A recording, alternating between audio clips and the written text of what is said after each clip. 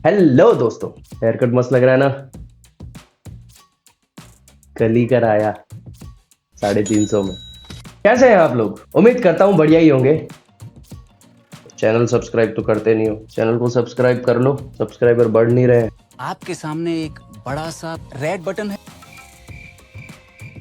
Anyways, आज के video में हम लोग पढ़ेंगे लाइट के बारे में। हाँ, वही एनलाइटमेंट की लाइट जो तुम्हें मेरे सर के पीछे भी दिखाई दे रही है। तो जल्दी से जाओ और इंट्रो देख कर आओ। मैं तुम्हें दर्शन दूंगा इंट्रो के उस तरफ। म्यूजिक।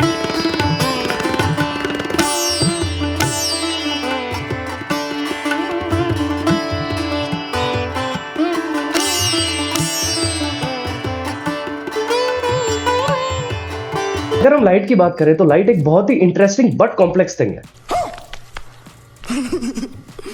आपने लाइट के बारे में काफी सारी चीजें ऐसी सुनी होगी, जैसे स्पीड ऑफ लाइट। लाइट जो है वो इस यूनिवर्स में सबसे तेज चलने वाली चीज है। उसके अलावा इस यूनिवर्स में सिर्फ स्पीड ऑफ लाइट जो है वो कांस्टेंट है, बाकी दूसरी स्पीड्स जो है वो रिलेटिव है। उसके अलावा आपने ये भी सुना होगा कि लाइट का कभी कभी वेव नेचर भी होता है, कभी कभी पार्टिकल नेचर भी होता है। बट क्योंकि मैं ये वीडियो ग्रेड 10 के सिलेबस को ध्यान में रखते हुए बना रहा हूं, तो हम इतना डिटेल में नहीं जाएंगे। अभी के लिए मैं लाइट को सिंपली डिफाइन करता हूं कि लाइट एक इलेक्ट्रोमैग्नेटिक वेव है जो हम ह्यूमंस को देखने में मदद करती है। यूनिवर्स में काफी सारी इलेक्ट्रोमैग्नेटिक वेव्स होती हैं, जैसे इंफ्रारेड, अल्ट्रावायलेट रेज। उसी तरह से जो विजिबल लाइट है वो भी इलेक्ट्रोमैग्नेटिक वेव्स है। जो दूसरी इलेक्ट्रोमैग्नेटिक रेज होती हैं उनकी वेवलेंथ और फ्रीक्वेंसी हमारी विजिबल रेंज से बाहर होती है। लेकिन जो विजिबल लाइट है, जो विबग्योर है, यानी कि ये जो 7 कलर है, ये हमारी आंखें डिटेक्ट कर सकती है, देख सकती है। तो चलिए सबसे पहले समझते हैं कि कैसे लाइट हमें देखने में मदद करती है, या किसी चीज को देखने के लिए हमें लाइट की क्यों जरूरत होती है। मैं अपनी आंख को बाहर निकालता हूं ताकि आप अच्छे से विजुअलाइज कर सको। क्या बात कर रहे हैं? तो चलिए करते हैं।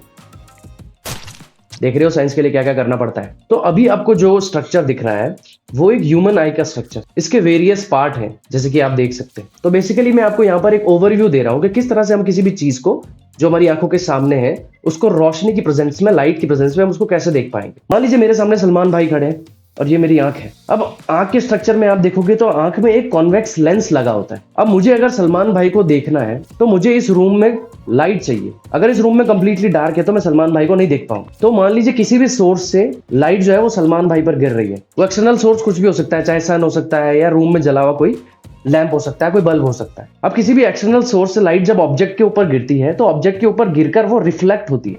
अब आप लोग कहेंगे रिफ्लेक्शन का काम तो सिर्फ मिरर का है। ऐसा नहीं। यूनिवर्स में किसी भी ऑब्जेक्ट पर जब लाइट गिरती है तो उसका कुछ पार्ट वो ऑब्जेक्ट एब्जॉर्ब कर लेता है और कुछ पार्ट वो रिफ्लेक्ट कर देता है। मिरर एक ऐसा ऑब्जेक्ट है जो मोस्टली लाइट को रिफ्लेक्ट करता है, बहुत कम पार्ट जो है वो एब्जॉर्ब करता है। तो चलिए इस एग्जांपल पे फिर से आ जाते हैं।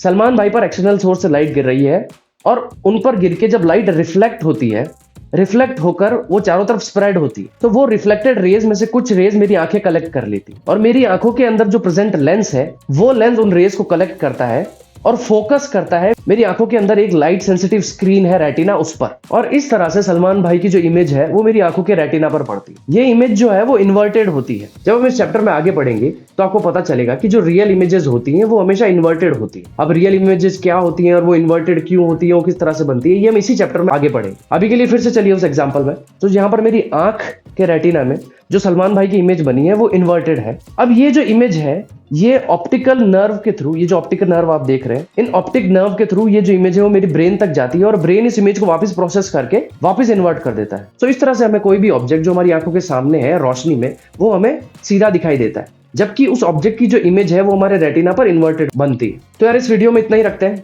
आई होप आपको समझ में आया होगा कि किस तरह से हम किसी भी चीज को देख पाते हैं। हम किसी भी चीज को देख पाते हैं लाइट की वजह से। अगर जिस ऑब्जेक्ट को हम देखना चाहते हैं उस पर लाइट गिरेगी नहीं तो उससे लाइट रिफ्लेक्ट भी नहीं होगी, और जब उससे लाइट रिफ्लेक्ट भी नहीं होगी तो हमारे रेटिना पर उस चीज की इमेज भी नहीं बनेगी, और जब उस चीज की इमेज नहीं बनेगी तो हम उस चीज को देख नहीं पाएंगे। अच्छा है मैं अंधा हूं।